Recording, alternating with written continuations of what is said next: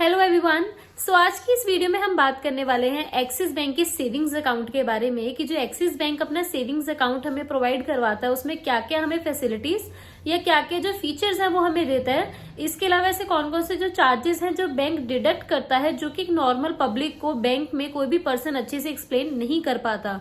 तो आज की इस वीडियो में मैं आप सबको वही एक्सप्लेन करूंगी कि अगर आप सोच रहे हैं एक्सिस बैंक में अपना सेविंग्स अकाउंट खुलवाने के बारे में तो मेक श्योर आप पूरी की पूरी नॉलेज ले ताकि जब आप अकाउंट ओपन करवाने जाएं तो आपको सब कुछ पता हो। चलिए करते हैं हम अपनी आज की इस वीडियो को स्टार्ट। वीडियो के स्टार्टिंग में ही मैं आप सबको बता दूं कि जो एक्सिस बैंक है वो प्राइवेट सेक्टर का थर्ड लार्जेस्ट बैंक है। लार्जेस्ट मीन्स बहुत बड़ा बैंक है जिसका फेल होने का जो चांस है वो ना के बराबर है। इसके अलावा आप सबके मन में एक क्वेश्चन जरूर आ रहा होगा कि अगर हम by any chance axis bank में अपना सेविंग्स अकाउंट ओपन करवा लेते हैं और उसके अंदर कुछ अमाउंट डिपॉजिट भी करवा देते हैं तो हमारी ये जो सेविंग्स अकाउंट में पड़ी हुई मनी है वो कब तक वहां पर सेफ रहेगी। तो वो चीज मैं आपको पहले ही क्लियर कर दूं कि एक ऑर्गेनाइजेशन है DICGC जो कि RBI से रेगुलेटेड है। ये हर एक बैंक के मेंबर को 5 लाख तक की इंश्योरेंस देती है। सपोज कर लेते हैं एग्जांपल के तौर पे मैं आपको बताती हूँ कि सपोज कीजिए कि आपके बैंक अकाउंट के अंदर 4 लाख रुपए पड़े हुए हैं और किसी कारण से जो बैंक है वो अगले ही दिन बंद हो जाता है। तो उस केस में जो DICGC है वो हर एक मेंबर को 5 लाख की इंश्योरेंस देती है। तो उस केस में जो 4 लाख रुपीज है 5 लाख से लेस में है तो वो सारी की सारी जो अमाउंट है वो ऑर्गेनाइजेशन आपको रिफंड कर देगी। और यही चीज हम दूसरे एग्जांपल से समझ लेते हैं। अगर आपके अकाउंट के अंदर सपोज कीजिए 8 लाख रुपए पड़े हुए हैं और बैंक जो है वो बंद हो जाता है अगले ही दिन या कुछ टाइम के बाद तो उस केस में जो आपकी मनी है वो 5 लाख तक ही इंश्योर्ड होती है। तो जो 3 लाख का लॉस है वो आपको बियर करना पड़ेगा। तो आई होप आपको क्लियर हो गया कि कितनी जो मनी है आपके बैंक के सेविंग्स अकाउंट के अंदर सेफ है। जो डिसीजन है वो आपने लेना है कि आपने कितनी मनी रखनी है और कितनी नहीं। वैसे माना जाए तो प्राइवेट सेक्टर के जो बड़े बैंक्स हैं इनका बंद होने का चांस तो ना के बराबर है। तो इसके अंदर जो आपकी मनी है वो टोटली सेफ ही रहेगी। तो आप अपना अकाउंट इजीली ओपन करवा सकते हैं। तो अब इस बैंक के बारे में कुछ और इन्फॉर्मेशन जानने की कोशिश करते हैं। पहले हम देख लेते हैं इनकी सर्विस के बारे में। देखिए जो एक्सिस बैंक है उनकी जो सर्विसेज है वो बहुत ही ज्यादा अच्छी है। चाहे आप किसी भी एरिया में रहते हो, चाहे आप रूरल एरिया में रहते हैं, चाहे अर्बन एरिया में रहते हैं, चाहे मेट्रो एरिया में रहते हैं, जो सर्विस है इस बैंक की टॉप क्लास सर्विस आपको मिलेगी।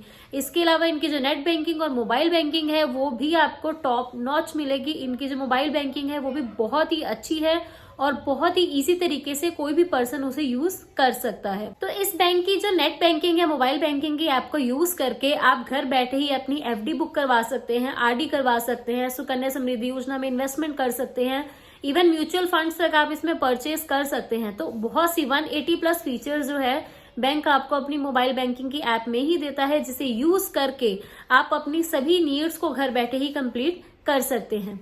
इसके बाद बात कर लेते हैं कि सेविंग्स अकाउंट के ऊपर कितना हमें रेट ऑफ इंटरेस्ट जो बैंक है वो ऑफर करता है। बैंक ऑफर कर रहा है हाल फिलहाल 3% का रेट ऑफ इंटरेस्ट। यस, 3% का आपको आपकी सेविंग्स अकाउंट में जो आइडियल कैश पड़ा है उसके ऊपर आपको रेट ऑफ इंटरेस्ट मिलेगा।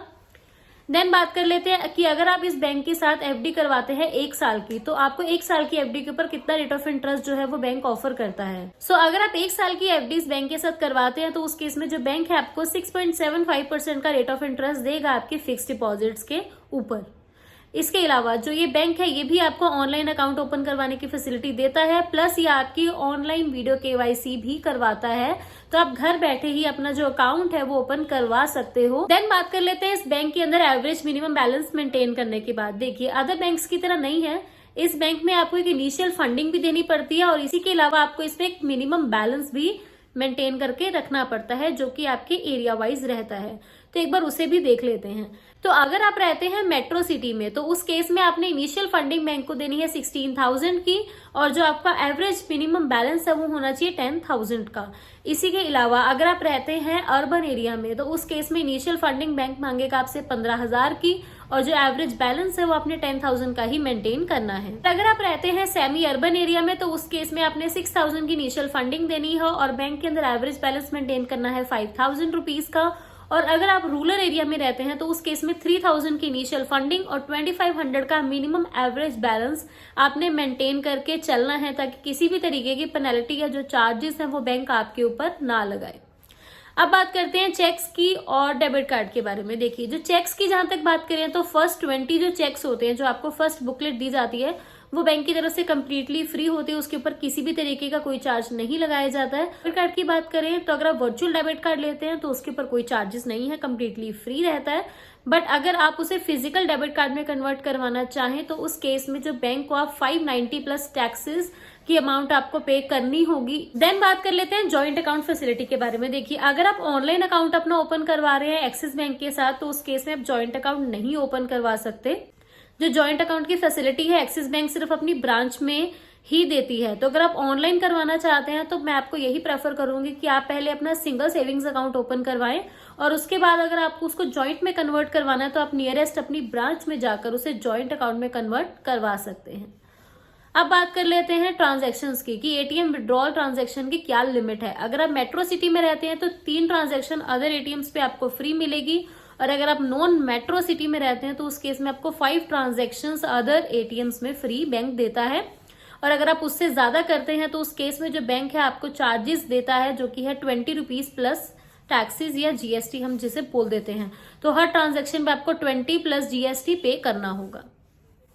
देन बात कर लेते हैं इस बैंक के सबसे बेस्ट क्रेडिट कार्ड के बारे में। हाल फिलहाल जो इसका सबसे बेस्ट क्रेडिट कार्ड चल रहा है वो चल रहा है फ्लिपकार्ट एक्सिस बैंक का card, Flipkart axis bank credit card.